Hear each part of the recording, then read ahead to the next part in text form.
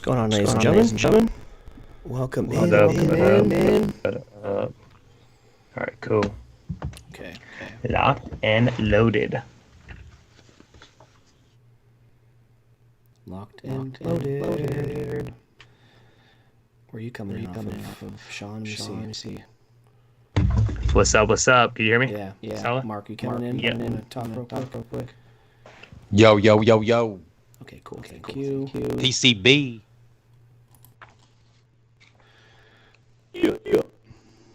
Sure. Mike Jones. Mike Chipper. Now, who was that guy? Yeah, that was Mike Jones. Back then, they didn't want me. Now I'm hot. They all about me. He's the one and only, All right. bro. What's going on, everybody? Just setting up real quick. Have a good show for you, 175.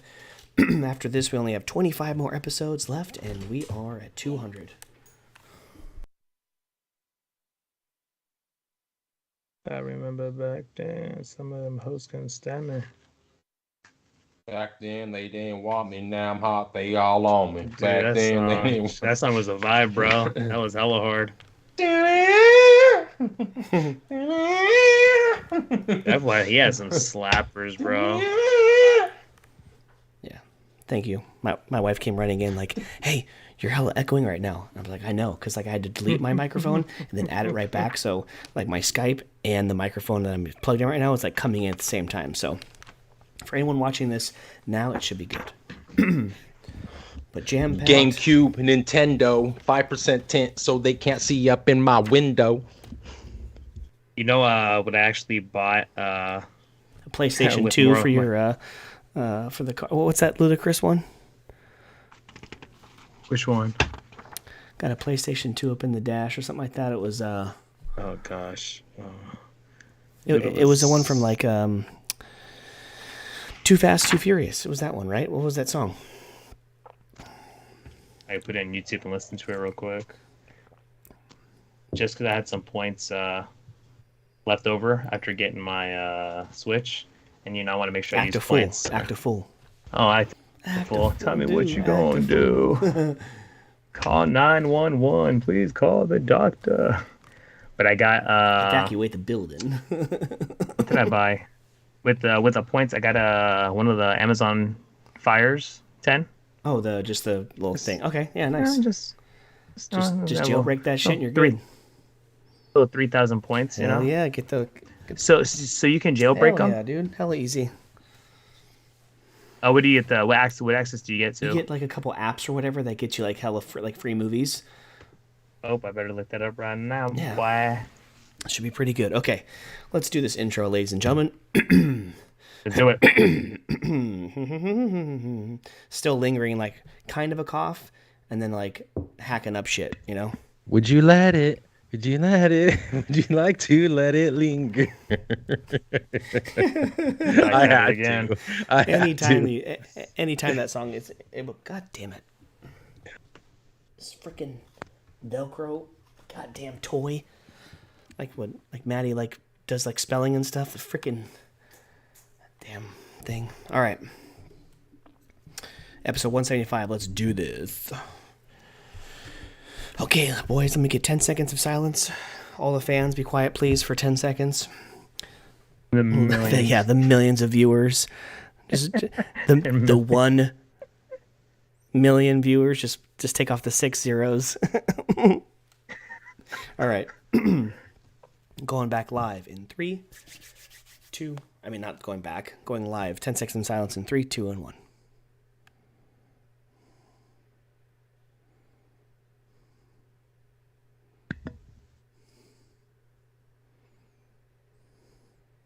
If you don't pick up the sound, then you don't get it, bro. You have to pick up the sound.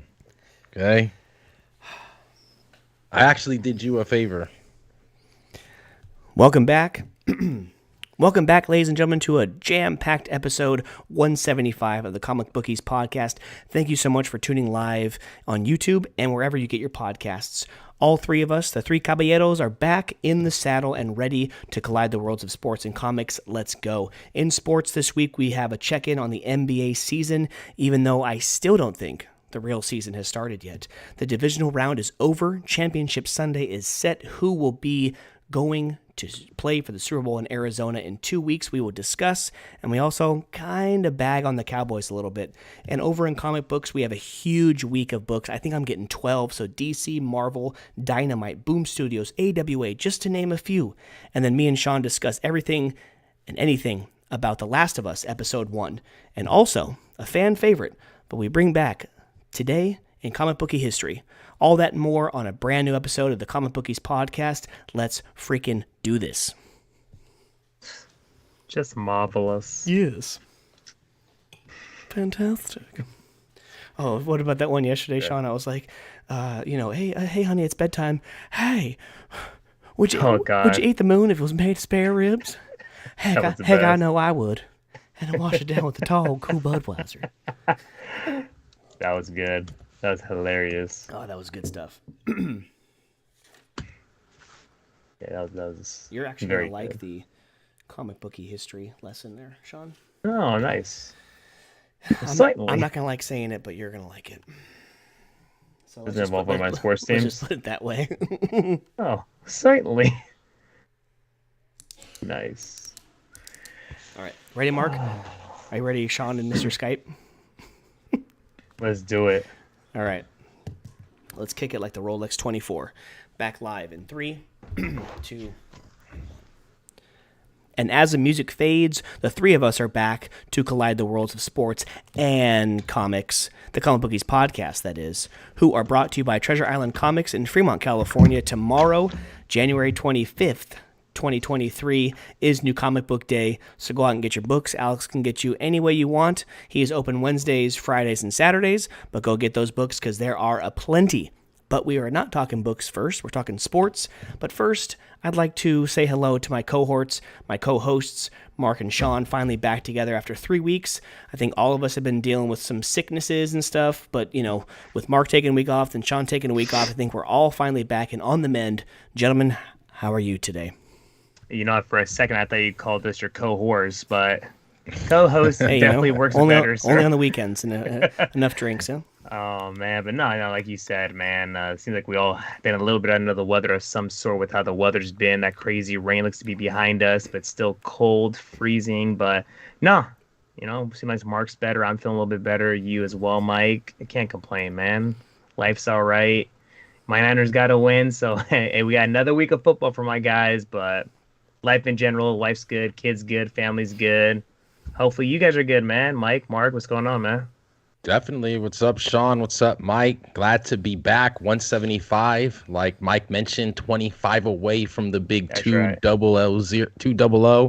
So I'm excited for that and the rest of this year, not excited that football season is dwindling down here with 3 games left, if you will, So congratulations to the Bay Area zone and your San Francisco 49ers, Sean, still holding it down. Brock Purdy, the man, just can't believe how he's still doing it, Talked about it on 174 and just thought Dallas could have got revenge, but it was up to Dak. He couldn't do it, so you guys move on. And yeah, man, the rain has subsided for now in the Northern California, and just it gets a little bit chilly now, but the weather's great. Been having some good clear days, nice, and I can feel the springtime. The days are getting a little bit longer. Springtime's around the corner, and as you guys can tell from my background over here, right, it's 24 hours of Daytona coming up on the weekend, and it's just one of my favorite races of the year. Although it's not NASCAR, it is like an IMSA race, but man, just 4 different classes of cars all night long. It's kind of like the American 24-hour of Le Mans, but it's better because it's like based on our timeline and our time schedule here. It's not so many hours ahead where you're watching here in the day and it's night in France and whatnot. But just excited, man. Racing season's upon us, and just ready to go, man. Ready to get February kicking off, and excited to see where the rest of winter and spring takes us, brothers. Yep. The weather was finally nice enough to allow me to get up on the roof and take the Christmas lights off today. So finally, those are finally off. Christmas is 100% put away now, so finally that's freaking over with. just hope the good weather kind of stays until the middle of February. Mark, with you going down to SoCal for the Clash, I'll be down there the very next week, like literally 5 days later, to go to Disneyland with my wife. I just hope that the good weather stays put, right? But like you said, it is cold. It is freezing. That's why I'm inside for at least one more week, because it's freaking cold out there. It is, bro, and you are the smart one. Stay inside, man. I mean, when you look outside in the morning and your car has the frost on the windows and you got to get to work or do whatever you got to do an extra 10 minutes early to get the defrost going, it's cold. Abso-freaking-lutely. But with that being said, I hope you guys are having a good week so far. Hope everyone having a good Tuesday. We are recording here Tuesday on the 24th of January, but whenever you listen to or watch this, thank you so much for the support. Now, here, let's do sports first, guys. So the first thing we're going to talk about, let's just get into it, man. The biggest news of the weekend, divisional round Saturday and Sunday. Both games, like Philadelphia just annihilated New York. I mean, it wasn't even a contest. But we did get the one home loss on Sunday. We got that there. So, I mean, it wasn't all the four top seeds winning, but to me, it was two games that didn't seem close at all, which was Cincinnati Buffalo and then Philadelphia New York Giants.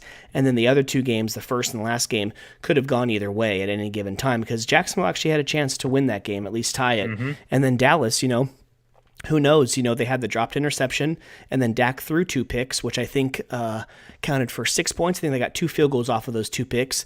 So you know what? Like, who knows? But sports in general, like a lot of things in life, but sports especially, from what we tell each other, woulda, coulda, shoulda, right? It's all about woulda, coulda, woulda, shouldas, and usually that means, guess what? Your team just freaking lost, right? That's all that matters. That's all it means. Oh, we could have done this. We should have done that. Well, you should have done 10,000 other things to win the game, but you didn't. So McCarthy could have handled the end of the half a little bit better there, not giving up that field goal, right?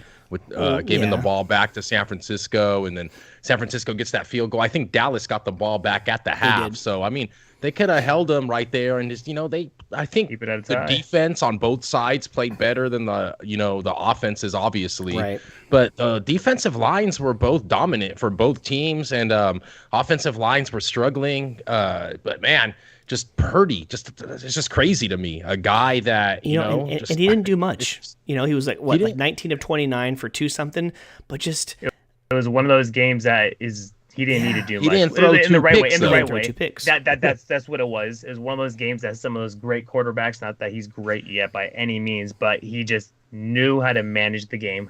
Don't F it up. The defense will keep it closed. The running game will, strike when they needed to. As ugly as Dak was in that game, they still had a chance there at the end. Right. Another turning point that I saw was when Diggs almost had that turnover.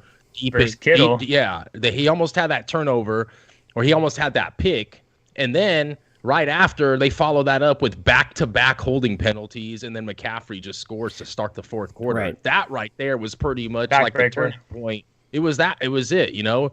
After not doing anything, if Diggs gets that damn pick. But then again, at the end of the game, also one of the Niners players dropped a pick. Also, I think if it was Warner or one of those guys, it was Greenlaw. He jumped around. He dropped the pick that would have ended the game right then and there with like 2 or 3 minutes left anyway. So man, it's just it was good at times, ugly at times. To me, it was a pretty fun game, and it's just crazy to see what Purdy's doing. Yeah, I mean, I think Purdy got sacked on the first drive, and I was like, is this what we've been talking about for the last few weeks? Definitely gave me a little bit of oh shit. Oh no. The candle better not burn out tonight. Right. Yeah. So and then going to the other games, I didn't get to watch a lot of Jacksonville and Kansas City because it was like the early game of when I'm still sleeping. So I think I watched most of the fourth quarter, but that was the one game where I really didn't watch like any of it.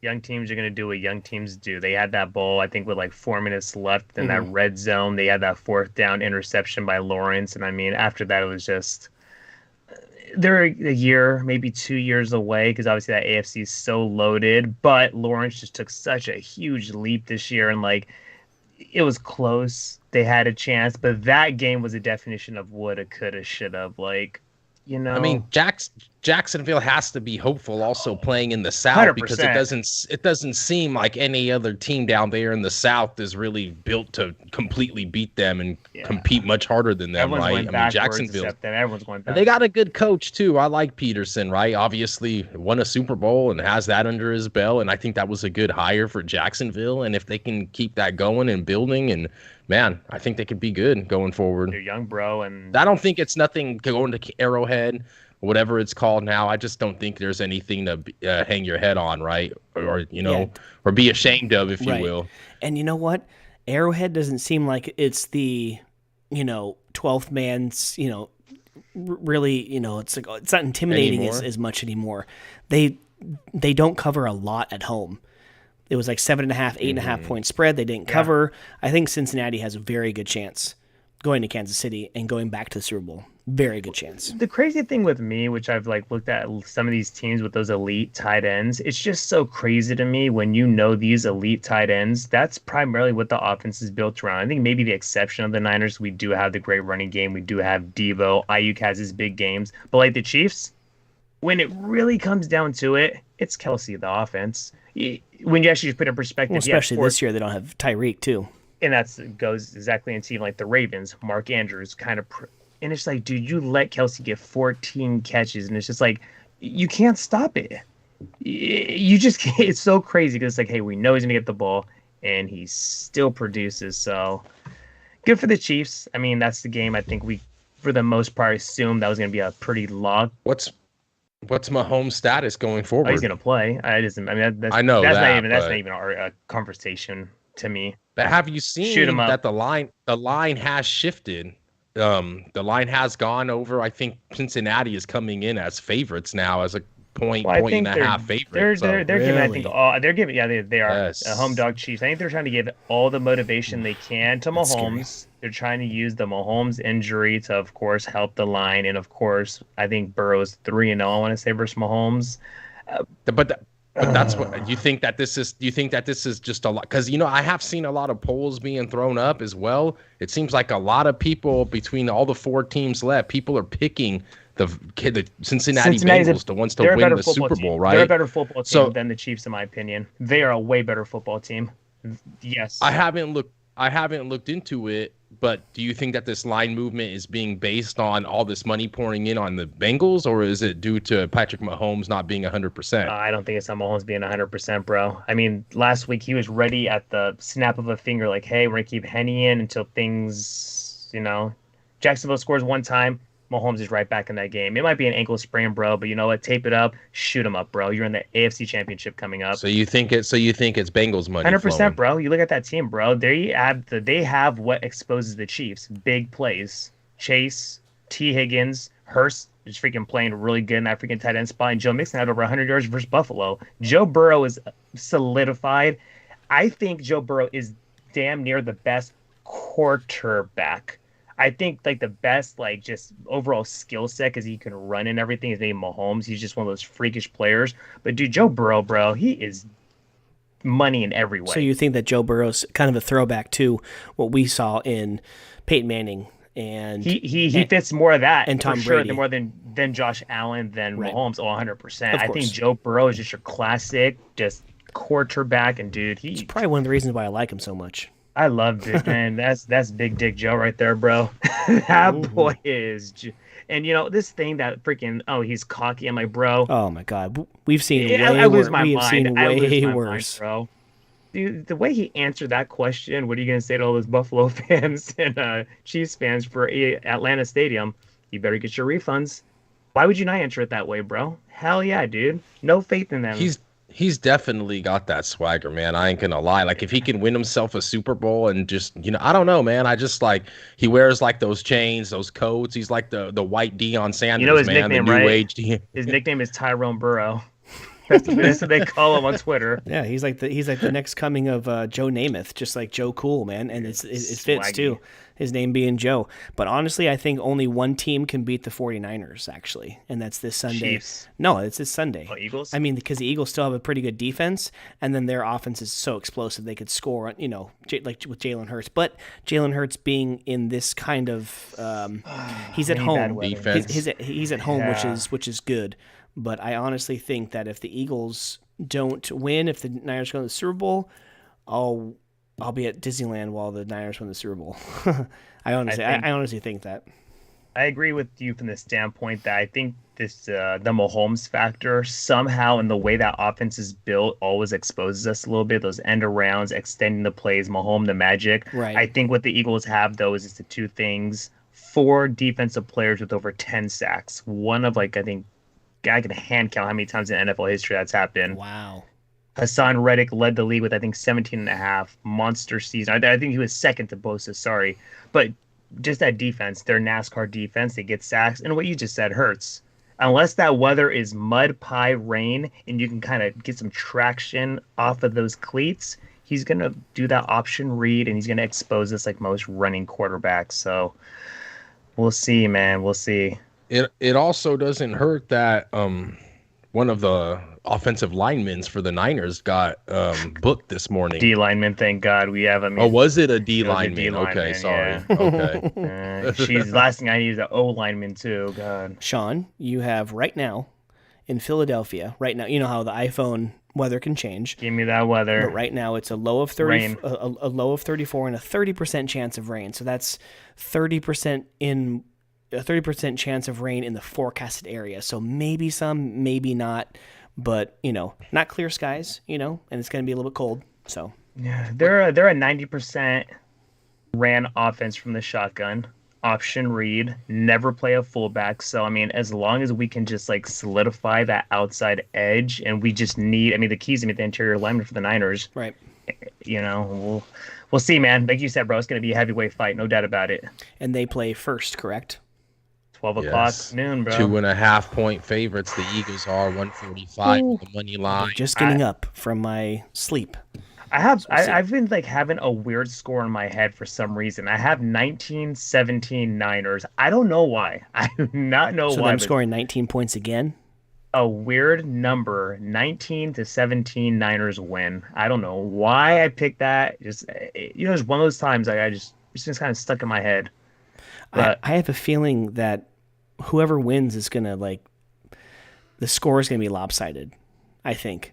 I think it's going to be higher scoring than Yeah, that. I think it'll be higher scoring. I think they'll it's- get in the 20s. Right. I think the Niners or the Eagles might get in the 20s, and then the winner would get close to 40. I think it could get ugly for one of the two teams. So I better, jeez. This isn't I a know. rivalry. This isn't a rivalry like the Cowboys and the Niners were, right? And I think Right. them knowing that, the players, the Loosen rookie up on a the little Niners bit. side, Dak Prescott's just roller coaster type playing and whatever emotions and I think that a lot of emotions. You heard a lot of the Dallas players talking as well with reporters, really believing they could win, and I think that emotions and the defense really just ran that game. So I think it's going to be a little bit different. I think the game will open up here with two mobile running type quarterbacks and good receivers on both ends, and just I think it's going to be definitely fun. Did you see their stats of when they faced each other, their last years in college? Or actually, it was Purdy's, junior year, and I think Hurts' last year at Oklahoma. Yeah. They had 11 touchdowns combined between both of them. It was Dang. crazy. that's cool. Yeah. It's going to be fun. Speaking of stats, guys, did you know that There it there's is. only 5 teams in the NFL who have made a conference championship game later? There's been more time in between them now and them making their last conference championship game than the Cowboys.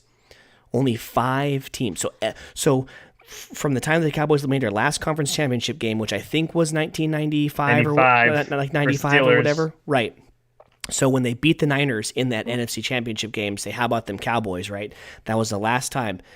Every team but 5 have made a conference championship game in that time span. Can you name the 5 teams who have not made a conference championship game? Browns, Lions, The easy. default. Got a default. You know Go-to. what? You might as well do. I can't use that. Jacksonville. No, Jacksonville. No, they have. They're They opening. played the season. Patriots That's and right. and the opening season. And opening season. That's right. Oh, Texans? yeah. Texans, technically, I mean, that's kind of a gimme, but they probably would have still counted the Oilers, but the Oilers I don't think did. So Oilers, Arizona. No, No way. Yeah, Yeah. they got to the Super Bowl. I'm tripping. so there's two more teams, and You're saying since 95. Hold on. Since 95. Minnesota. no, they No, they play have. that one too. They have. Damn. Hold on. Saints. Hold on, this I is a got good division by one. division. Miami. Miami Dolphins. Yeah. There you go. Miami. I'm trying to think of that division. Patriots have. Tennessee. Oh, the Jets. Oh, No, the Jets have. the Jets have. Mark Sanchez. Mark Sanchez they made did. 2 straight AFC Championship games Damn. Fuck did that? Sorry. How? to start his career. His first 2 years in the Buffalo. league, huh? Buffalo. There it is. Good call. Miami and Buffalo. That's what got me too. I was like, because I was going like, I was like, oh yeah, huh, Buffalo. So yeah, so only those 5 teams have not made a conference championship game since 1995. Torture. Crazy. But Buffalo made it in '94. Well, they made it. What it was? They made Like 4 straight Four years, straight right? years. and then- Four straight Super Bowls, right? Burp. Or AFC championships. 4 straight Super Bowls. 4 straight Super Bowls, and then they lose 4 straight. Suicide. They probably lost half the population of Buffalo in those 4 years. Be on suicide watch. Dude. I Would know. I was you- just hold about on, to say hold that. on, would you- Unfortunately, Here it comes. Would I do this? Or Yeah. that? Would you rather have this? I don't know if I can go to 4 in a row and lose. If I won one of those 4, I'd be happy. I mean, 1 and 1 is Right. great. Lose- Losing 4. 4 in a row. How do you do that? Yeah, that sucks, dude. Dude, you had Jim Kelly, you had Andre Reed, you had Thurman Thomas, you had who they Bruce Smith. who they lose to? They lost to the Giants. They lost to the And they lost Cowboys. to one team. They lost to the Giants, Cowboys, maybe Cowboys twice.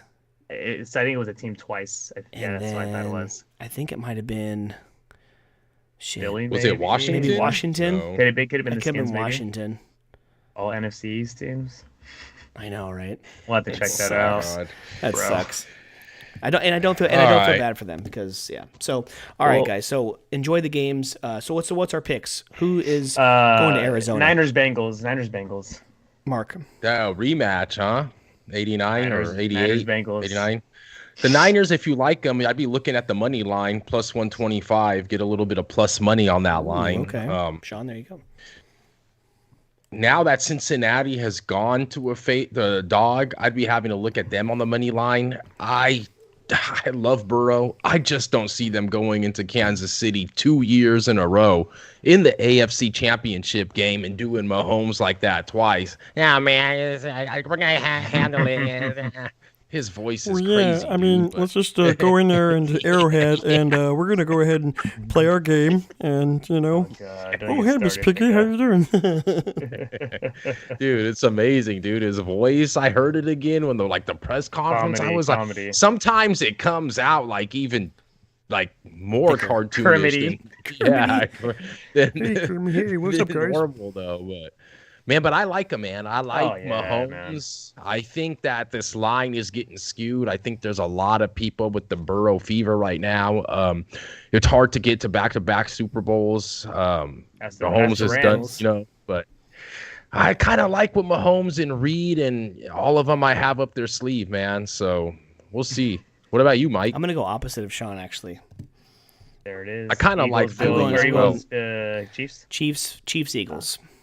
I think one thing we could all agree on is whatever 2 teams get there, it's going to be a good Super Bowl. I actually love these 4 teams. You guys, at the Right. beginning of the year, I loved That is Philly. true. I Very loved true. Philly this year. It just so happens they're facing the freaking Niners, and Right. Like there have been other years where like I didn't like the Falcons. I Sirianni's didn't like the badass. Falcons. Sirianni's You know, dude. I play know what the the F I'm Patriots, doing. you know? I know what the F I'm doing. Oh I yeah. love Sirianni.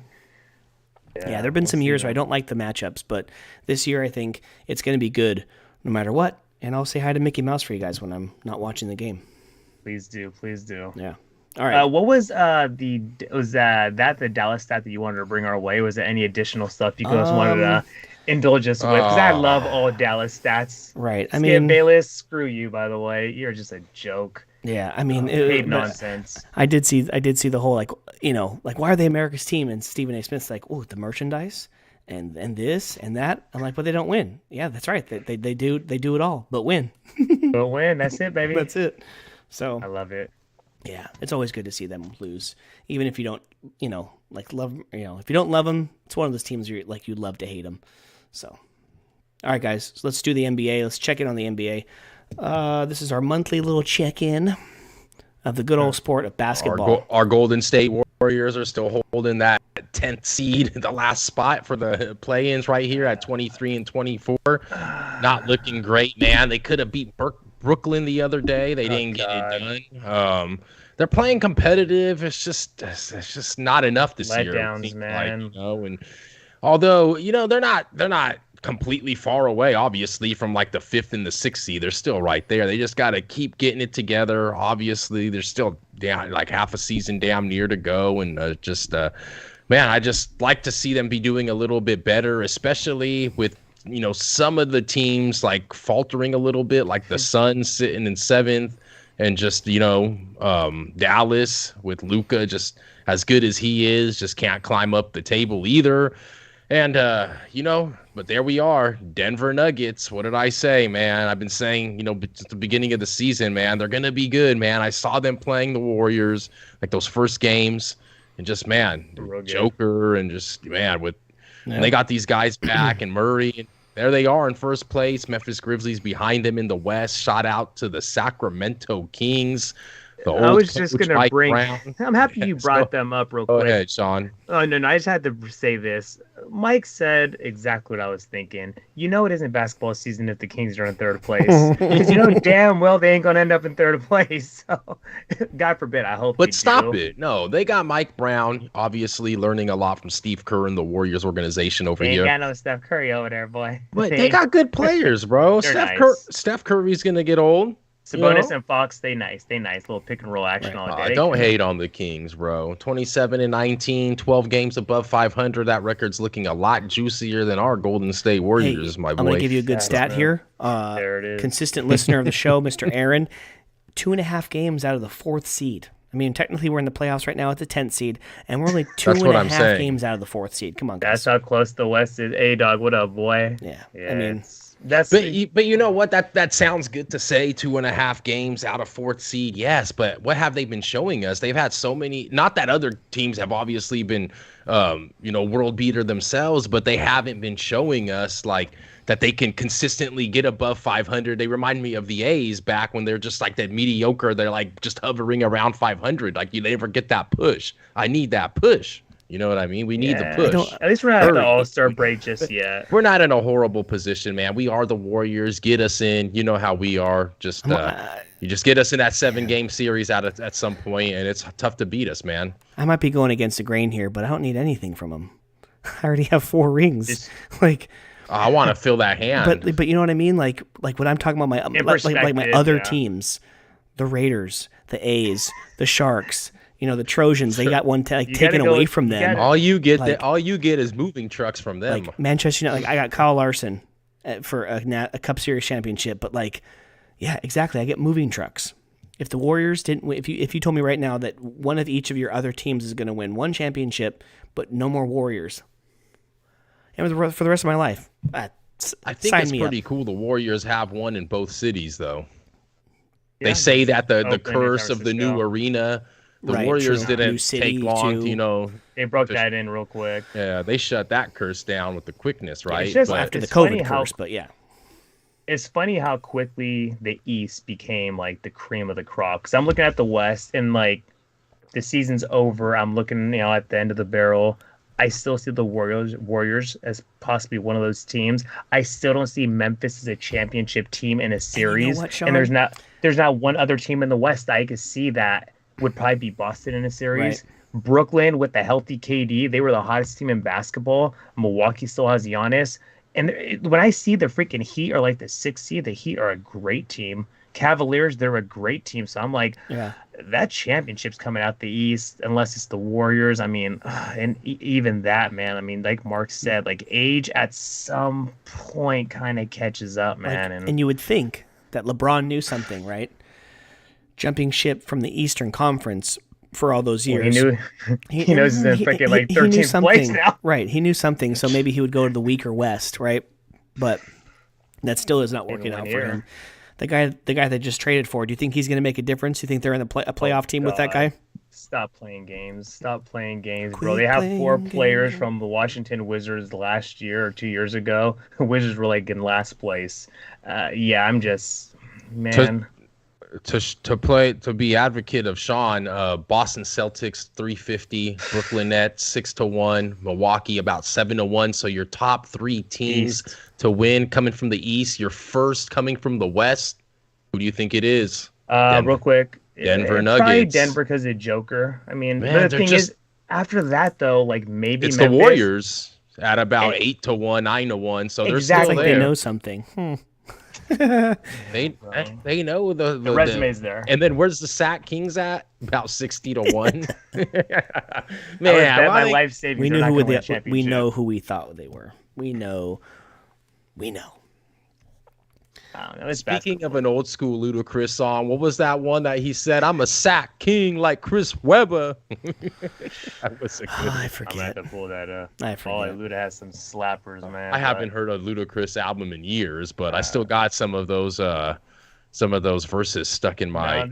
They're filming like Fast and the Furious 15 right now, Mark. That's why he hasn't made any music. Was it on the Word of Mouth album?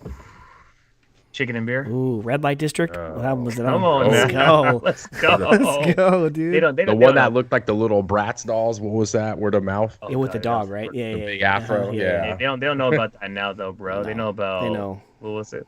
Who they call? What they?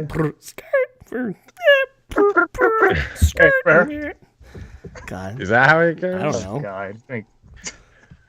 All right, Phoenix Suns also 20-1. So you're close to favorites, like whatever last 2 years, if you will. Up there with the Warriors and whatnot, but the Phoenix Suns faltering right now. Oh yeah, they're struggling right now, big time. So I don't know is Chris Paul ever gonna? I got mine. Is Chris Paul gonna get his?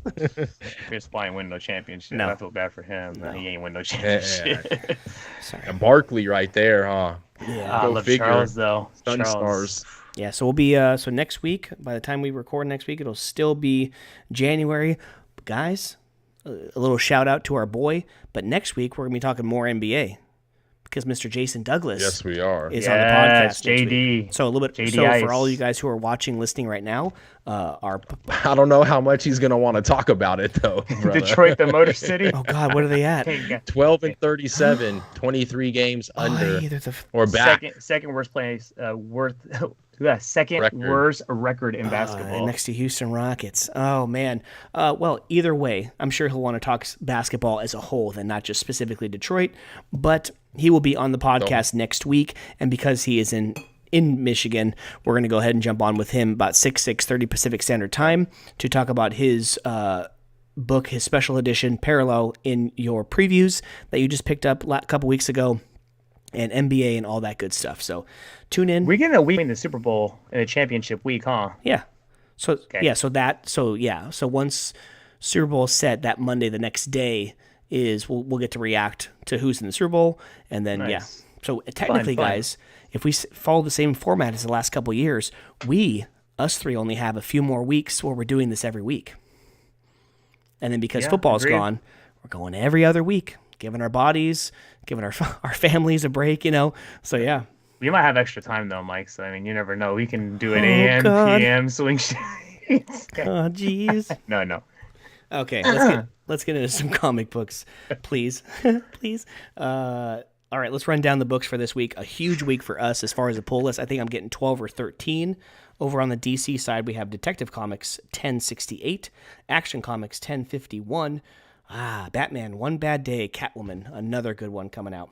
Human Target, number 11, and Lazarus Planet, We Once Were Gods, number 1. Marvel gives us Amazing Spider-Man 18, Thor, number 30, Midnight Suns, number 5, Sins of Sinister, number 1, Mr. Sinister getting his own book, and Star Wars Yoda, number 3. Image gives us Saga, 61, Monstrous, number 42, and Junkyard Joe, number 4. Boom Studios, Dan Them All, number 4. AWA gives us Year Zero, Volume 0, number 4.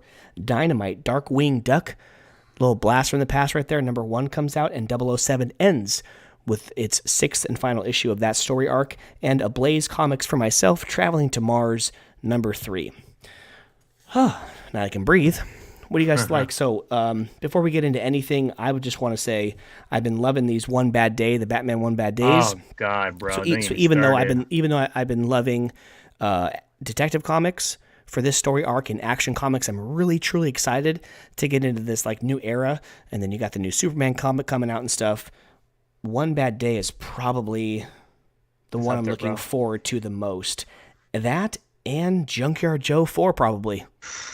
Dude, honestly, this week is like star-studded. I don't recall a week like this, in the past couple of months. I mean, you mentioned every damn book we get, and especially like the One Bad Day. I mean, I look forward to next week recording because we'll be able to talk about the Bane One Bad Day. Right. And we're also picking up Catwoman this week, so definitely cool about that. And Junkyard Joe, now that we know that the daughter, kind of a little sneaky deaky looking through the window, sees a Junkyard Joe. I mean, we have something to look forward to there. But books this week, man, it's good that we're going to probably talk a little Daredevil. I'm not sure if you guys talked about it last week, but I know... No, we're talking this week, brother. I look very forward to it because I did read Punisher, and Punisher this week was kind of a continuation of the last issue of these basically having some like a mini war, I guess, against some little villain that's in it, kind of just challenging them time and time again.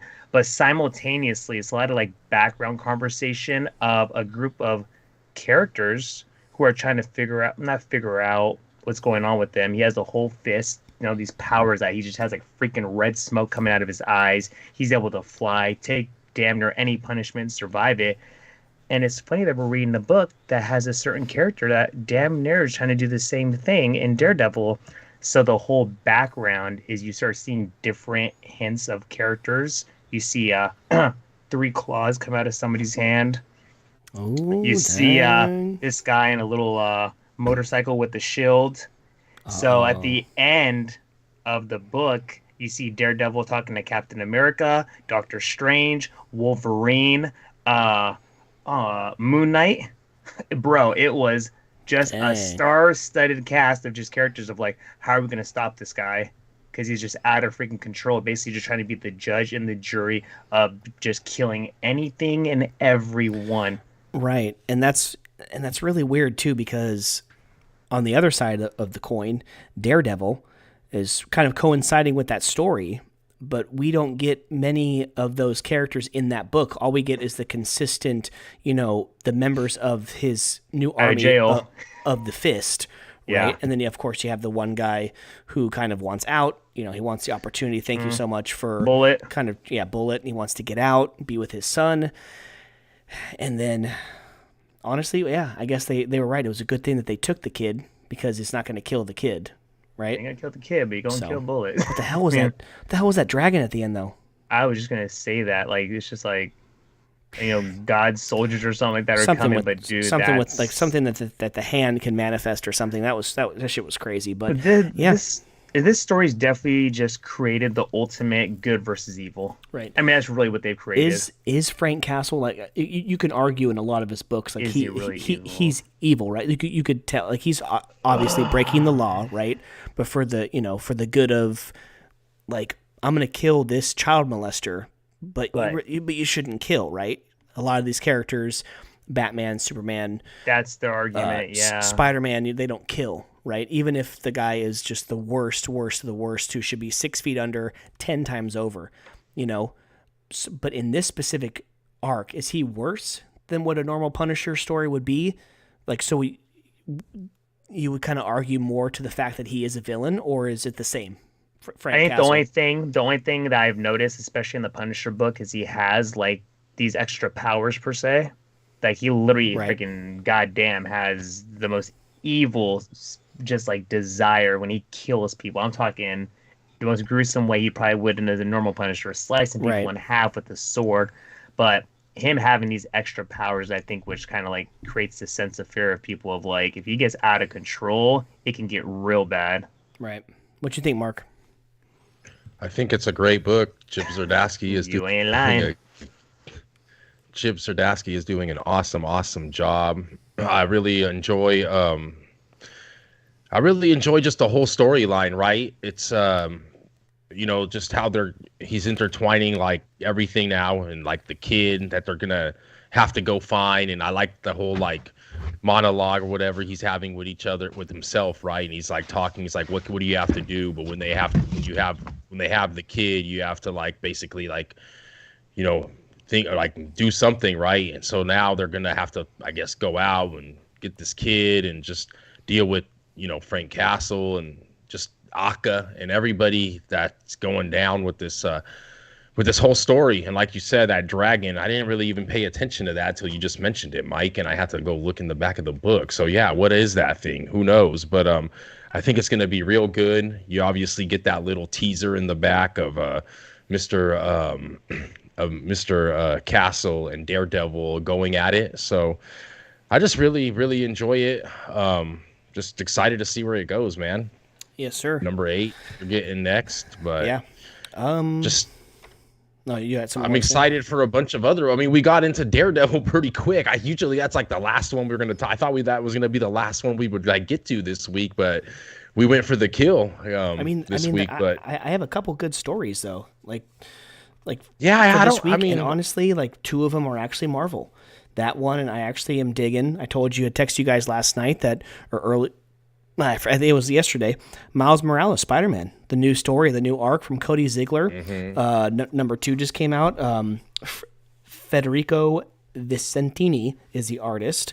But yeah, it's good. It's got a story arc, of course, with Mr. Miles Morales himself as Spider-Man, just going through the normal woes of being in school and kind of juggling the responsibilities that is Miles Morales, And then, he's got his friend Gonki, and also it's weird because I didn't know who this character was, but I see her card in that Marvel Snap game. But Misty Knight makes an appearance in this story arc. I don't know if you ever saw her in the other Miles Morales stories.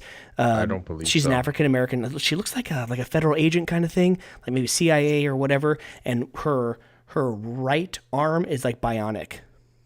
Looks like Iron Man made her, or if she was DC, it'd be Cyborg. But she makes an appearance, and they kind of do a little team up together.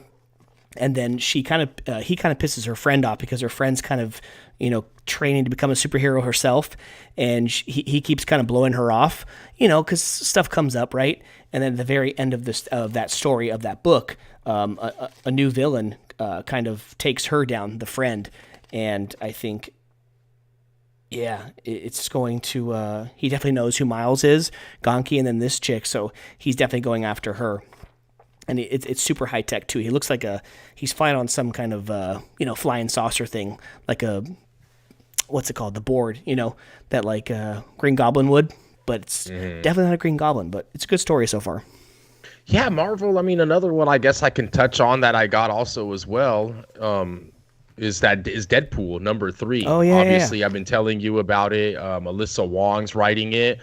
Still going pretty good, man. I'm really enjoying it. Obviously, I like how in this issue he's got like a little love interest now, basically like an agent from basically like the assassin league that he was like becoming a part of and kind of failed to get Dr. Ock dead and kind of blew up his whole thing with the partner that he had, and just now he's trying to get this symbiote out of him, but the Horror is the chick's name, the lady that planted the symbiote inside Mr. Deadpool, and just he's trying to get it out, and the chick that's trying to get it out like is falling in love with him and really likes him, and just his banter, like you like me, and it's a funny book. I enjoy it. Right. Pretty much the Horror I think has like pretty much the symbiote was grown to always come back to her,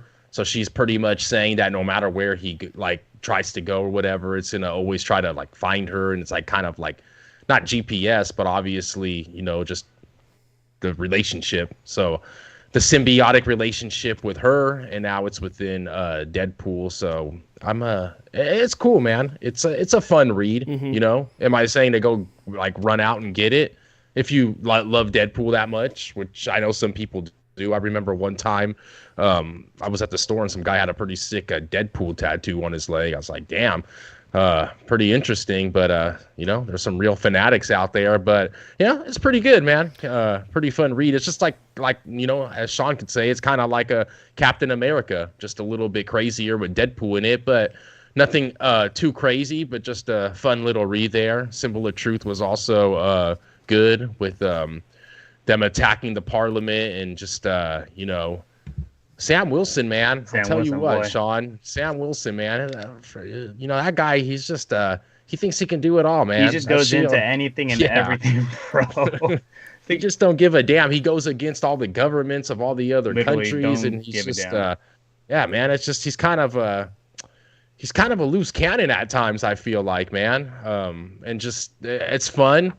And I like it, but sometimes it kind of makes me think that he's causing some extra trouble. But, man, that guy has to get it done, and he usually does. But what'd you think of this issue, brother? Issue number 9? It was good. Obviously, the government's basically taken over. So, obviously, and they have all these different, the bombings happening at the hospital. So, Sam Wilson, like you said, it's a lot of small things happening right now to a little bit of a build-up, which I think at the end we see, man, oh my God, you actually mentioned pre-production. What's that? Falcon. A freaky Falcon, though. Because he was getting toxined up by these people at the hospital when he went into the hospital, remember? So they toxined him up, and now he's part of these aliens, right? Mm-hmm. Or these aliens came out and they're now fighting them, but so he's have his hands obviously. That's I think the whole book was leading up to him kind of let's save some people, let's try to get rid of these little monsters that came from another planet and stuff like that, all to okay, boom, now we're gonna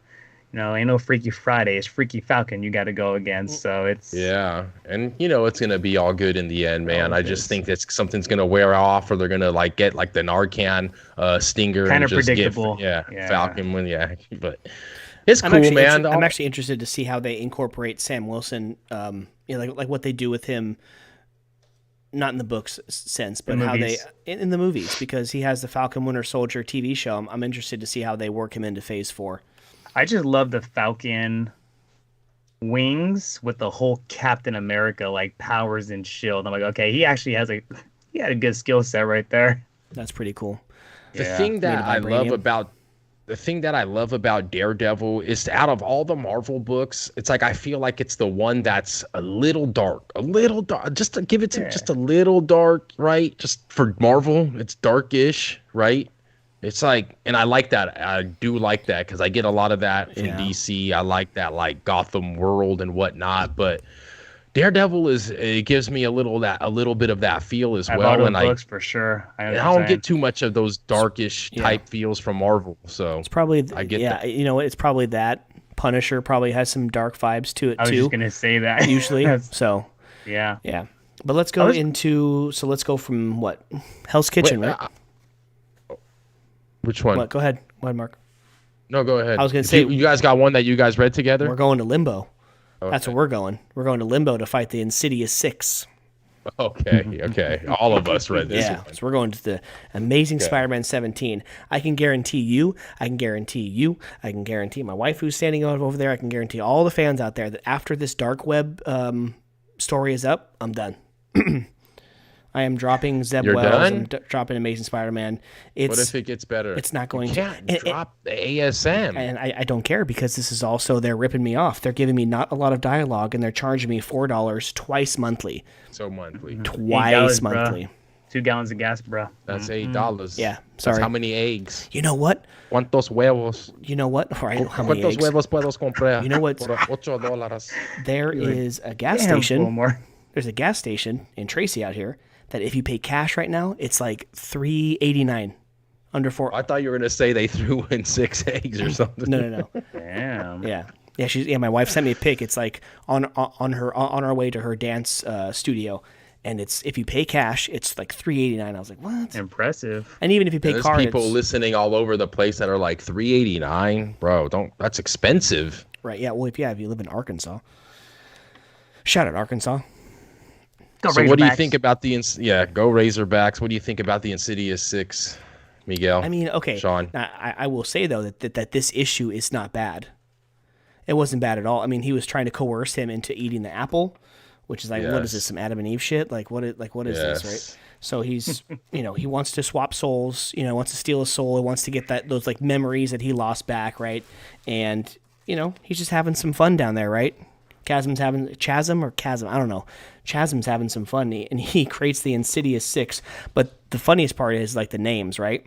Like Dr. Octoball instead of Dr. Octopus. They're kind of just like clownish, huh? Yeah, the Grave Goblin, the Lazaro. Triceratops, Kraken the Hunter instead of Craven. And they're just hanging out and just like they keep messing with what's his name, the Jonah. Oh yeah, right. They And go, then no, they got you the need other- to yell. You want to die? You want to get killed? Do your job and yell at him. You go, and then of course, like the one person he yells at is Peter, like the one he always yelled at. Peter. Parker, I need some juicy pics of Spider-Man now, pronto. So it's Are these new characters? This Insidious Six or what the hell? yeah. These are all new Yeah, characters. well, they're These based little off weirdo of guys. They're based off of the original, right? The original ones. Yeah. Right, it's Dr. Octopus and your Green Goblin and then Rhino, Lizard, Craven. Craven the Hunter, and then Scorpion. Got you. So,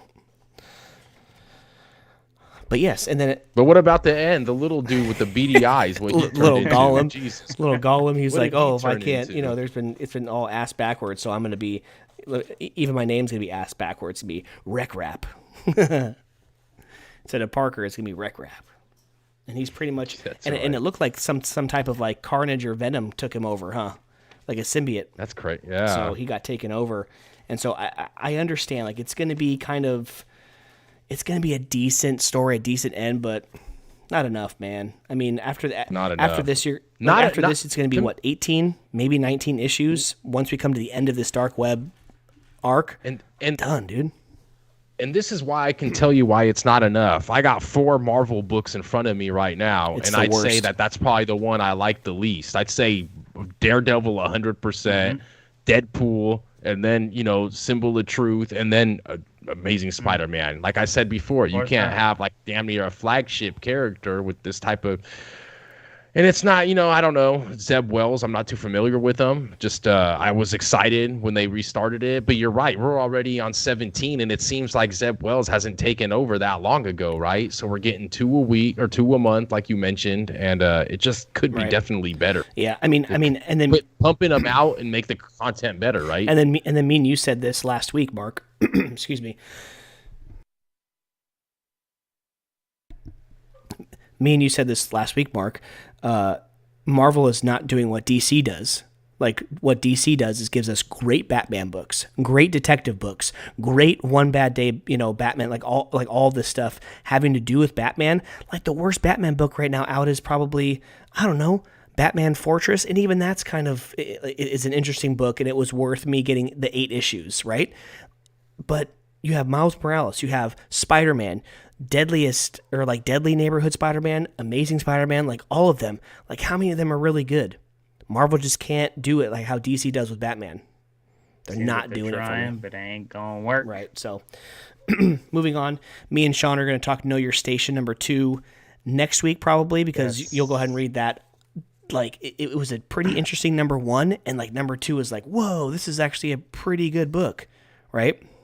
And I know you read 2 weeks ago, and we didn't get a chance to talk about it, but I did. And FYI, I did read it. I did like it. The Strange Academy Finals.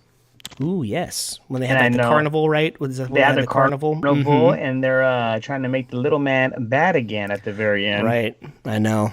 Yeah. So that was kind of like the big thing of the whole damn thing. Right. There's literally 2 different sides of this school. Like, those kids went bad. Like, what the hell? But then, Bad, but then a couple of them have a conscience, right? At times, and they're like, but I'd rather be on this side, right? So, from Vault Comics, Mindset number 6, the 6th and final issue, it was a pretty decent ending, I will say. Some of these short stories I've been reading and finishing the last couple weeks have not been doing it for me, but Mindset, I'm glad I got it. Definitely glad I got it. I had one, the Department of Truth, it was like a big side story. That was okay.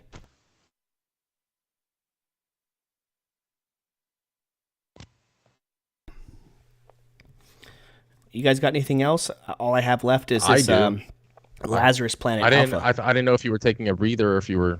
Oh, I was definitely coughing. That's why I was muted. Oh, okay. So the power of edit. So No. with the power of editing, people won't even know that I was just coughing my head off right now. Exactly. Unless you're live, you never knew. Exactly, and you wouldn't know if you were live because I muted. And before you do bring up your book, just a quick question because I want to make sure I understand. That last page on, I just said it, Strange Academy, is that Fire Guy's dad? Oh yeah. So the end of the world is coming, apparently. Myth the Bad Man. Yes. All right. Go ahead, Mark. Cool. Keep it going. No, I was going to say my lone DC book for the week, Batman Incorporated, man. I don't know how long this story is going to go. I'm really enjoying it. I mentioned last time I talked about it in issue 3, that one kid that was left for dead from Ghostmaker found Clown Hunter, basically took him under his wing, told him the whole spiel of how he left him for dead, how he's kind of like a murderer and whatnot. In this issue 4, it gets even better because not only did we get that new character last week, we get the Black Mist this week. I don't know if I believe it's another new character, and pretty much she was the whole reasoning behind this character coming to get Clown Hunter, because she was the one that pretty much found, because you know how I said in issue 3 how this kid was left for dead by Ghostmaker, and I was like, I don't know how he got out of the rubble, right? Well, this explains. She was running away, she found him, she was training, and she saw Ghostmaker pretty much at the scene leaving this kid for dead. Pretty much they made it like a mission to track him down, and this is where we're at, you know? So now you got a whole team pretty much, and a lot of these other guys, the guys that Batman actually got to team up with Ghostmaker, because remember when Batman made this whole incorporation and had Ghostmaker run it, he picked like who's that one? I can't think of his name right now. I'm getting a brain fart. He's like the Mexican guy. What's his name? Mike, you know him. The Mexican character in the Batman Incorporated. I wish I had them. Yeah, Incorporated, and just the Batman universe. What's the Mexican's dude name? Man, I have it in the damn book that Sean got me from DC out there. I can't remember though. Anyway, but a lot of these guys are like teaming up or like not liking Ghostmaker, as they haven't since like issue 1 or 2. They've kind of had their doubts. So now it really feels like all these guys are going to turn back or turn their back on him. And I think that we might have an appearance from Batman soon, because I think that eventually they're going to go back to Batman and give him the whole spiel of what's really going down with Ghostmaker. But yeah, it's been a really, really fun book. Don't know how long it's going on for. It's at issue 4. We're going to be on issue 5 pretty soon. But been great. Been loving it so far. Like I mentioned, a lot of these characters we were getting in the Tynion detective run are back here. So I've kind of been living vicariously through Batman Incorporated with Clown Hunter and whatnot. And real good stuff. A lot of new characters coming in here and a lot of storylines that are going to make it very, very good. Probably not a very much talked about book. I don't even know how sales are on it. Maybe I should ask Alex when I get in there. Right. But, man, really good in my opinion. So, yeah. Real quick, because I didn't get to mention the beginning, I will vouch to what Sean said about it being a star-studded week, man. I am very excited about a bunch of comics coming out this week. 007 might be the least one I'm excited for, and even that one I'm excited for because that's a fun story. But, man, Detective, give it to me again, right? Crazy story. I want to see what the whole mom with the eyes and the kids doing again. Obviously, action's going to be getting good again, so 1051 is coming out, and like you mentioned, man, the One Bad Day Catwoman, Human Target, great. It's getting down to it. I think it's going to be 12 as always with Tom King. So, man, Harley Quinn as well. That one's been fun. But, man, this week, Sean, you're right. Very excited. Sorry, long-winded there, but I'm probably that's it with me for books and whatnot. So go ahead, brother. Yeah, so Mark Waid gives us the first issue of this whole DC Universe event, maybe a reset as well, this Lazarus Planet Alpha. And so basically a backstory is that huge like volcano has erupted, and bits and pieces of the Lazarus pit has been spewed all over the world, kind of throwing technology and magic haywire. And so at the very belly of the beast, they have to not really rescue, but capture the Nezha. He's the god. You might see him in Batman Superman World's Finest, and I think he was also in the Batman and Robin or Batman versus Robin story. And what they're trying to do is they're this. I think it's a new villain, King Fire Bull. I'll show him to you guys at the very end of the issue, like when I can flip to there. But him and his two lackeys are trying to get to Nezha first, and I think they might be wanting to harness his powers for something, right? So, but you have a star-studded. We're gonna overuse that term with star-studded cast of like Supergirl, Zatanna, Blue Beetle's in it, Cyborg, Shazam, but Mary, the sister. So this is the Mary version of Shazam. Remember Monkey Prince, that new book that came out like a year ago? Monkey Prince is in it. Blue Devil and Power Girl. And of course, Batman and Robin are also in it. But yeah, so they're at the base of this, where Ra's al Ghul is, right, of the volcano. That's where it's happening right now. And then they split off into two teams. Obviously, they fight the two lackeys. And then at the very end of the story, Monkey Prince is with, her name is, what's her name? Like Black Alice. She's apparently the key to, like, once they find Nezha, they can bring him and she can save all of this, right? So she, with Monkey Prince and Robin, are at the back at the ship. They're the only ones who don't go anywhere. And at the very end of the story, they run into Mr. What's his name? Of course, King Fire Bull, and this is what he looks like right there. Oh, yeah. So he show me the. So he does not look very friendly. Badass. So can you show me the cover of that book, Mike? I can.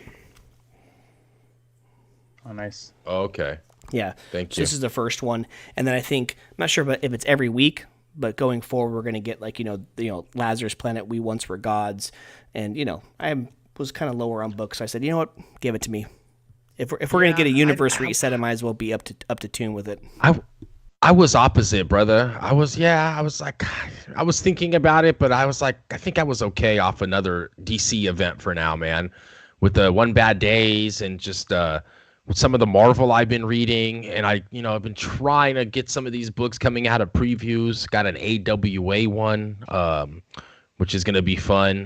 But man, it just I don't know if I was ready for another event right now from DC. Right, yeah, and that's what I told you guys too. I had the Deadliest Bouquet end, Blink end, Mindset end, Sacrament from AWA end. I had like 4, 5, or 6 stories end in the last month. So I was like, you know what?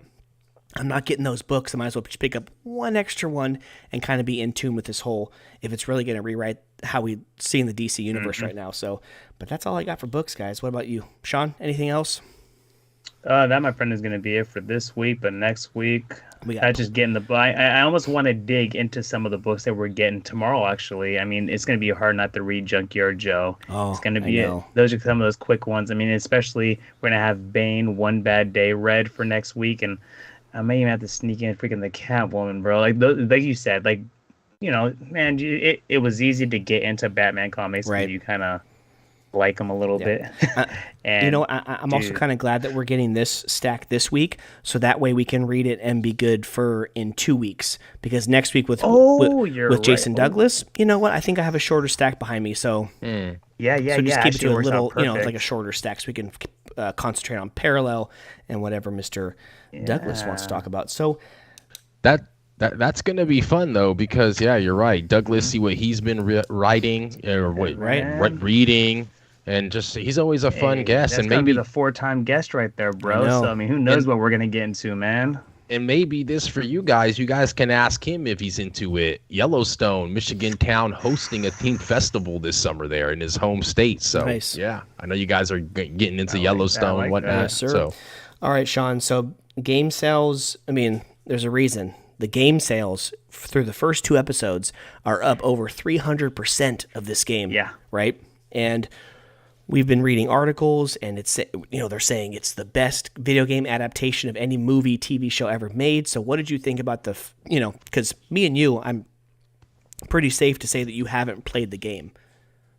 I've never played the game. I've never played and it either. It's funny because It was actually a scene. I think I may have seen it on Twitter. They took a scene from episode 2 strictly off of the game. I mean, you've obviously watched it, and it was just right there. Like they're like walking across something with the girl, and I guess it was literally identical to what was in the freaking game. So I'm like, okay, like that's pretty badass. I saw a Twitter video, and it was like 5 or 6 scenes where it was exactly like the game, not just one scene, but it was numerous. So I've seen the first 2. We were just like, screw it. Like after the first episode ended, it was like 10:15, 10:30, and we're like, let's go ahead and do it, because the second episode is super short. It's way shorter than the first one. So okay, so it's a shorter one. I'm definitely gonna watch it ASAP, bro. Probably tomorrow. So basically, Mark, the backstory is that it was cool how they set it up, because it was like an interview. It was like one of those classic shows. Everyone's smoking cigarettes. So dope, bro. It was like back in 1968, and they're having conversations with like an ecologist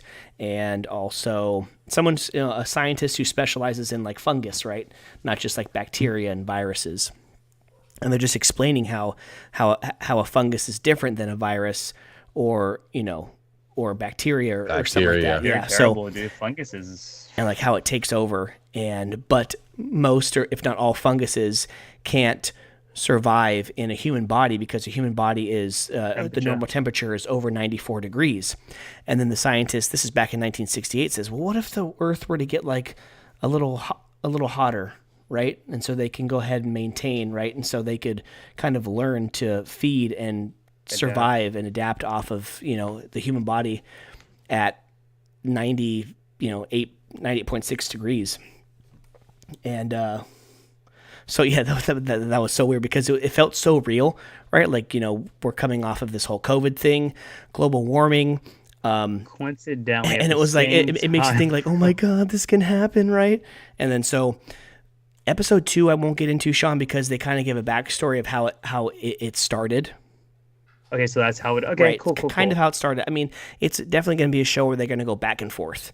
They're going to have to give you bits and pieces of how this thing started, because it's a 20-year difference, right? So fast forward to 2000. We never find out. Yeah, we never find out in episode 1 how it actually started. It just jumps from that 1968 to 2003. Yep, 2003. Little girl wakes up. She's about 14 years old. She goes downstairs, makes her dad breakfast. It's his birthday. They got the radio on. They're hearing certain violent incidences in Jakarta, over there in Indonesia. And they're like, whatever. So they just go about their day. And the little girl, she's going to get her dad a present. This is Pedro Pascal, by the way, who's the dad. Yes, sir. The man. He works construction. He goes with his brother Tommy in the truck. They go. Tommy. She goes her separate ways. Then she goes to get her dad's watch fixed. All of a sudden, some ambulances, some cop cars are zooming down the street. Like, what the hell? Choppers. The owner of the store comes out. They go, oh, sorry, you have to go. You have to leave. Like, I would go home. Please go home. It's like, what? Little girl gets home. Pedro Pascal gets home late. Doesn't bring the cake for himself, right, and everything. So, and then, oh, that's right. The little girl falls asleep. Pedro Pascal gets woken up because his brother got arrested. His brother is arrested. Has to go bail him out. So now the girl wakes up at like 2:15 in the morning, and she's left all like, what the hell? Where's my dad? All of a sudden, the dog from next door is scraping at the window, like, come help me, come save me. And then let's take you home. Dog busts out of the collar, runs away, like, hey, where you going? Where you going? She goes inside the house. And the little old lady that earlier that day couldn't even like say a word or even move hardly is, feeding like the husband, or like probably the son maybe, or like, a younger guy. He's sitting there and it looks like his neck's just torn out, right? He's like, help me. And then they go around the corner because there's blood everywhere. And then this old lady who's like probably in her 90s, she's feeding off of her daughter, like an older lady, but not as old. And she gets up and these little fungus-looking feelers things, and she just starts to, of course, the zombie scream. She runs out. That's when Pedro Pascal and Tommy come in and pull up and shoot. They have to shoot the grandma, right? Because she's coming out. She's walking like, I was like, this lady could hardly walk. Freaking hits her first with the freaking wrench. That's right. Hits her with the wrench. That's right. They didn't even shoot her. And then so they zoom away. They're trying to get away, of course. And now this is like the classic apocalyptic movie or TV show where all the freeways are closed. And they try to find a different place, and then something unfortunate happens. I won't spoil it for all the viewers, but something unfortunate happens, and then we fast forward like 20 years later, which is now 2023. Current times, and they're living in like a blockaded area of Boston, where Pedro Pascal's job is just to put bodies who are like dead bodies and then kind of cremate them, right? Like if they've been infected or whatever. And like how sad was that part with the little kid? Like, dude, like when they test him and then it's red, like he's positive for like the fungal, like he's gonna, because you know what's gonna happen right. at the end of the day. He's Like hey, that's we're what gonna the get your favorite system is food. created. We're gonna get you some medicine. We're gonna get you your favorite food and all the toys you want. He's like smiling, and then they give him the shot, and then like that's pretty much to put him down. And so, and then the story then progresses. We see the blonde girl who's Tess. She's the gal from Fringe. That show I used to watch years and years ago. And then they are trying to get out of the city that night to go find his brother Tommy, because he hasn't checked in like 3 weeks, right? The cop says he hasn't talked to him in a while, or the one that he does like little side business with. And then before they leave, they find out that because they're trying to get a battery for the truck. And then they go and they find that, that place was hit up, the Fireflies, right? They were hit up. It was just a shooting, like a trade gone wrong with that guy, with Robert or whatever, and everyone but the two gals are dead. She's got her ear, off, and then Robert's different, man. And then so they tell her that you have to take the little girl because she's the key to the cure, right? And she, at the very end, we find out that she's positive, right? Yeah. But she said she's had it for like weeks, and usually it only takes like a day for someone to just fully turn and then die. So we'll see. Number 2. Yeah, so episode 2 comes up. A lot more things are explained, a lot more action packed, but definitely a good start.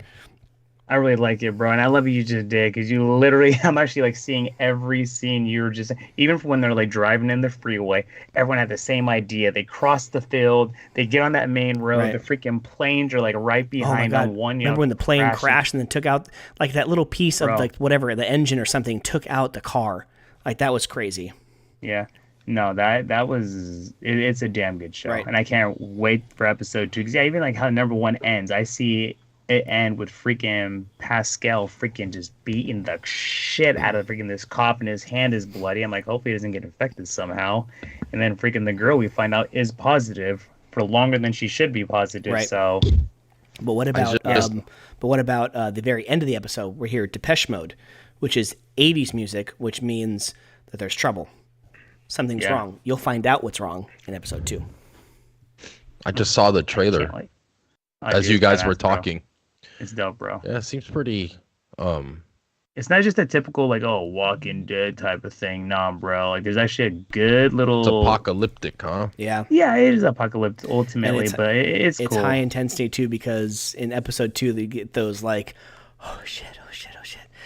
Like you feel at home, like you have to be quiet. Like oh my god. Yeah, dude, it's pretty cool. Definitely. How long is the episode? You said like 40 minutes. Well, it felt like it was well over an hour the first episode, and I think the first one was like an hour, like 15, hour 20. Right. So I think it's like 45 minutes. So I was like, what the hell? I only have like 10 minutes left. But I was like, oh, that's what they do. They pull you in with a long ass first episode, right? So I got something to watch tomorrow. And since I'm connected, I'm getting in live from The Wire right here from BBC. The star of Bella Ramsey says a second series is very likely.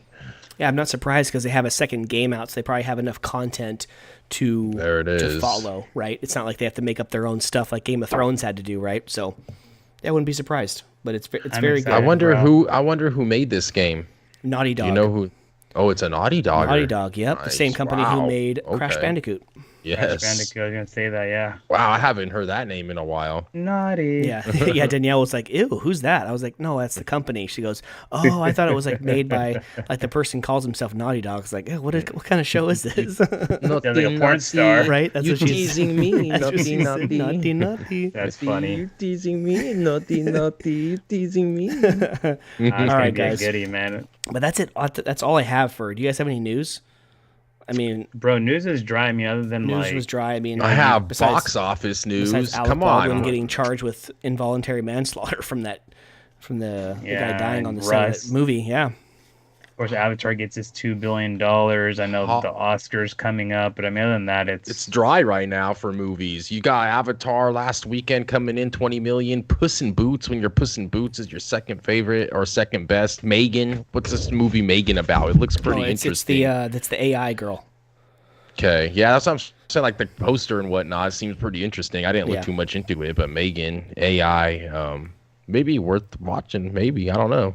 Yeah. But yeah, it's kind of dry at the box office right now. The Hollywood kind of probably takes a break, whatever, gets ready for these Oscars, Academy Awards, and red carpet appearances, and Met galas, and dresses, and diamonds, and flashes, and Right. everything that Hollywood does. Down there in LA, I'll be down there February 5th. Maybe they'll have an award show when I'm down there in Tinseltown, and I can, get star-studded myself out there. But There we'll you go. see. And now this is what we're going to cut out because I want to wait for Sean to get here for the Cut it out. di- Come on, Uncle Jesse. today in comic booky history. So we're going to wait for Uncle Sean to come back, and then we're He's done. attending to To Kay, Mr. Kaysen, probably. mature, higher matters. Yeah. So let's just wait for him real quick. Hope everyone's night's going well, or morning, whenever you're going to watch this. Oh, there you are, Sean. There you are. Okay. I was just going to say we're going to go ahead and just Apologies, stop guys. and just wait. So, Mark, you were saying something about Hollywood. Ha ha ha. Okay, I'm like, all right, guys. So I gotta turn that baby real quick. Sorry, he's crying. that's okay. Okay, Mark, you were saying something about Hollywood. La la la la la. And all right, ladies and gentlemen, cue the music because I can't wait to download some of this music and then get it to you. The nice, soothing sounds of the first of this year, first of many, today in comic booky history. Today, January 24th, in 1962, Mr. Jackie Robinson became the first African-American baseball player inducted into the Hall of Fame. We're talking about Nice. Scott Rowland over there in pre-production, Sean. Today, in 1988, was the first ever Royal Rumble, Oh shoot, won one. by Mr. Jim Dugan. Mr. Jim Duggan. Nice. Let's get ready to rum. And back in 1982, speaking of Sean's prediction for this year's Super Bowl, what's that? The Bengals. 16, Super Bowl 16 in the Pontiac Silverdome in Detroit, Michigan. The San Francisco Niners over 49ers Bengals. defeat the Cincinnati Bengals 26-21 with Joe Montana taking the MVP. And then also on the entertainment side, only have one. 2006, Disney announces that it is purchasing Pixar for just a mere $7.4 billion. And I'm sure that they've made just a little bit more than that amount in Legendary ever since. Right, in the last, almost 20 years since they did that. Birthdays. I love Pixar. Oh, I love it too. Birthdays today. I have no deaths, so that's a good start for the year. I have no deaths. Usually it's like oh God. But birthdays today. Happy birthday to Sean McVay, turning 37. 37. Yes. 37 years old. Mr. McVeigh. Hope he gets a freaking bag of shit. Luis Suarez turns 36. That's a 1987 birthday. And 1 year younger than McVeigh. right. And then your year, 1984, Mark, it's Mr. Scott best. Casimir turns 39 years old. The lefties. There he is. Scott The Casimir, lefty. the former Ray and A. Even Giant. Yeah, that's right. And wasn't he a Red Soxer too? I He may have been forget. a I'm Red not Sox, sure. maybe. But yeah, that's it. So thank you so much for listening to the today in comic booky history. There'll be more of those in the weeks to come. But that's it for episode 175. It's been absolutely fantastic. Thank you so much. We are rounding. Shoot, man, it's already the 25th of January. Crazy, man. Dude, Crazy. I mean, you always say that, but it just seems 11 months. You'll be saying Happy New Year again, Right. my guy. But I'm going to go ahead and give it to you guys to end this episode because I need to clear my throat. So take it away, gentlemen. 175 is up. Man, 175 is special. It's just crazy how many damn times we use the word star-studded. But you know what? Star-studded weekend coming up with obviously sports, obviously comics coming out tomorrow. like Mike always says, support your local comic book shops. For us, Treasure Island, Alex, we love you. Next week, definitely tune in again Monday at 6 p.m. It's going to be beautiful. We got the 4-time visitor, Mr. Jason Douglas, coming to join us. Happy Lunar New Year to everybody. And definitely sending the comic booky condolences to every family affected by these these fucking dumb shootings, bro, because it's just getting old. And we need to just get right, man. This country needs to just get right because it's dumb, man. Almost all this positivity we do and fun, it almost just like brings you down here and all these innocent people getting shot for just stupid reasons. And it hits home because I told those guys, man, that shooting in Half Moon Bay, that guy was arrested right outside the office at Marissa's doing her school, shoot. It could happen anywhere. But again, thank you guys for listening. Hopefully everyone has a great week and can't wait till next week. Definitely, Sean. Condolences to all of the families' lives lost in this horrific, pretty much California tragedies, if you will. Close to 20 people dead in California in with a span of 3 days. So that's horrific news. I hate to kind of end this episode on that. So, condolences from the Comic Bookies podcast to everybody. But Sean, you talking about this was star-studded episode. Star-studded brought up a lot, and I couldn't be more happier than to do it with my star-studded co-host. So thank you, Brasi. Thank you, right? Thank you, co-horrors. Thank you, Brasi. Thank you, Hermano.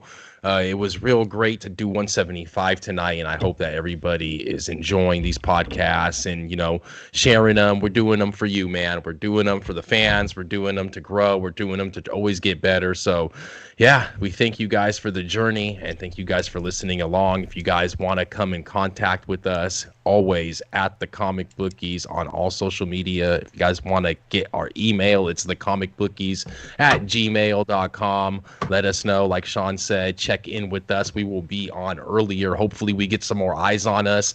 9 Eastern, 6 Pacific. Mr. Jason Douglas, Source Point Press, will be on with us. So as always, thank you to our sponsor, Alex. We love you. I'll be there tomorrow to get all these star-studded books. And yes, keep listening, sharing, and we're getting close to Cupid time. So a lot of red out there in the stores. So everybody show love always because it's needed for sure. So we love you guys, and God bless. Gotta love that Hallmark holiday, right, Mark? So I will say no new downloads, but Sean, you weren't here last week. Welcome Mexico to the Comic Bookie passport. Stamp it. Thank you so much for the support down there in Mexico. And congratulations to the 12 different winners of our most recent contest. These brand new books are going to be heading to you in a couple days. So congrats on that. And we'll probably be running one in the next couple months, a couple months down the road. But yeah, thank you so much. Episode 175 was amazing. So thank you all. Make sure to check out the YouTube page, subscribe, and like all these videos. And let's go ahead and get this thing viral. Love it. And then go ahead and give us a rating on Apple podcast or Spotify, wherever you listen to us too. But for Mark and Sean, this is Mike. This has been the Comic Bookies podcast. We will see you all with Jason Douglas. A nice little 4-way for episode 176. Enjoy the sports. Freaky. Yes, sir. Enjoy the comics and enjoy the hell out of each other.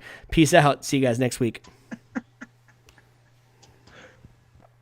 Peace out, and always enjoy each other and enjoy your freaky 4-way with your cohorts. But no, enjoy the 24 hours of racing that definitely goes and ends an hour right before these great NFL games start. So enjoy that. Enjoy everything. We love you guys. Peace.